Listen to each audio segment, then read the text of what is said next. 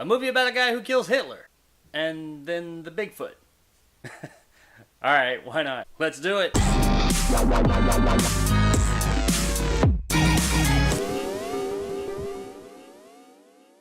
The Man That Killed Hitler, and then the Bigfoot, follows Sam Elliott in the role of a man who, as the title says, killed Hitler, and then years later is asked to kill the Bigfoot.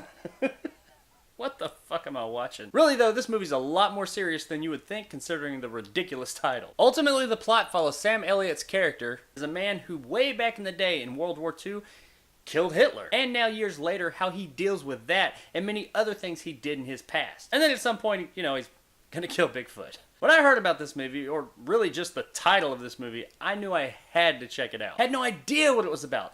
Beyond the whole killing Hitler and killing the Bigfoot thing, but beyond that I had no clue what all it was going to entail. I really thought it was going to be kind of a spoof or a comedy, but it's not. It's actually a lot more serious than the title leads on. While the movie does have a couple of out there moments, overall it's pretty deep drama. And while yeah, the stuff with Hitler and the Bigfoot does happen in the movie, it's mostly about this man and him contemplating his life and looking back at all the things he did to get where he is now. About the first 2/3 of the movie is comprised of a lot of flashbacks, showing Sam Elliott's character when he was younger, as he met someone, joined the military, got shipped off to World War II, and ultimately the mission he went on to kill Hitler. The rest of the movie is mostly Sam Elliott nowadays. Well, it's not really nowadays. I'm not really sure what year this movie takes place in.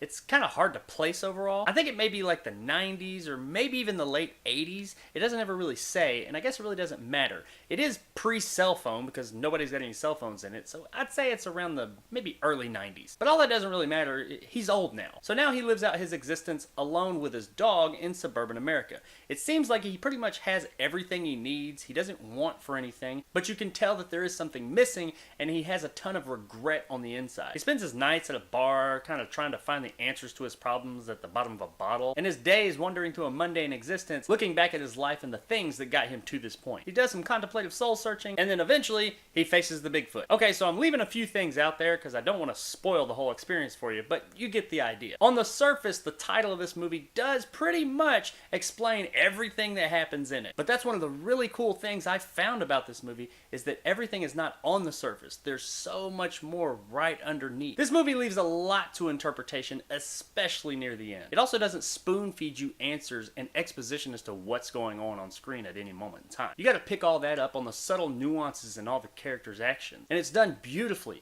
The performances here overall are all really good, especially Sam Elliott. He gives a very nuanced and subtle performance, yet very powerful at the same time. There's moments in the movie where he's just in a room all alone, staring at things and contemplating. And you can see the gears turning in his head, and you can almost see exactly what it is he's thinking about. And the movie doesn't tell you any of this. You just know based on his performance and some of the things that have happened previously in the movie. It's really refreshing with movies like this to not have everything spoon-fed to you and someone just sitting there monologuing exposition to you nonstop. The exchanges between the characters are very entertaining in this movie as well, especially the ones between Sam Elliott's character and his brother, played by Larry Miller. These interactions feel real and heartfelt and really tug at the heartstrings at times. I never thought I'd be sitting here saying a movie called The Man Who Killed Hitler and then the Bigfoot is tugging at the heartstrings, but it is. The movie has some really great scenes in it as well. There's a scene during one of the flashbacks of Sam Elliott's younger self concerning someone getting a shave. It's him and another character, and it's a fairly simple thing, but the exchange between these two characters is masterfully done. I never thought a conversation about someone shaving could be so interesting. It's a little weird for sure,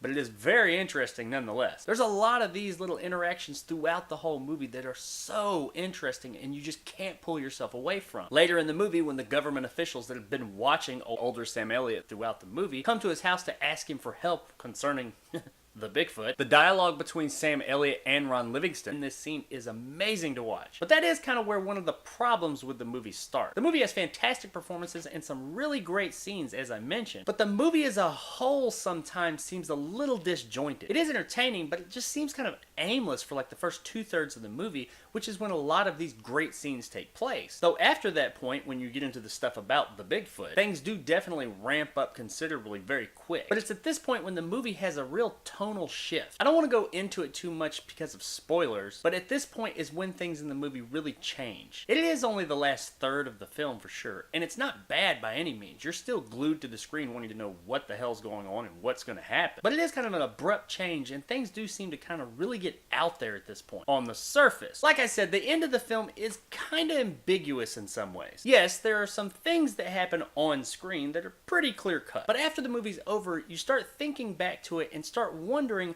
what all was really happening in this movie. What was real and what wasn't. Maybe I'm thinking about it too much and it was all supposed to be real and it's just kind of out there. But the vibe I got from it was that some of this stuff may not have been going down exactly how it was portrayed on screen. Either way, myself and the very few people that I know that have seen this movie can't stop talking about it after seeing it, and that's always a good thing. And it does leave just enough things unexplained in the end to make you want to continue to talk about it and think about it. I really want to go back and watch this movie again just to see if there's something else I pick up on. Overall, guys, The Man Who Killed Hitler and Then the Bigfoot was a really interesting film. I had a great time with it, but I don't think it will be for everybody. I think it's worth a watch, and I think it'll definitely subvert your expectations. The kind of out there story and overall ambiguity of it all might not make it quite worth a buy, but it would definitely be a good time on Netflix. Check it out one night and I guarantee you're going to think about it afterwards and you're definitely going to want to talk about it with somebody. Finding someone else who's seen this movie to talk to about it though, that'll probably be a little bit more difficult. So there it is guys, my review of The Man Who Killed Hitler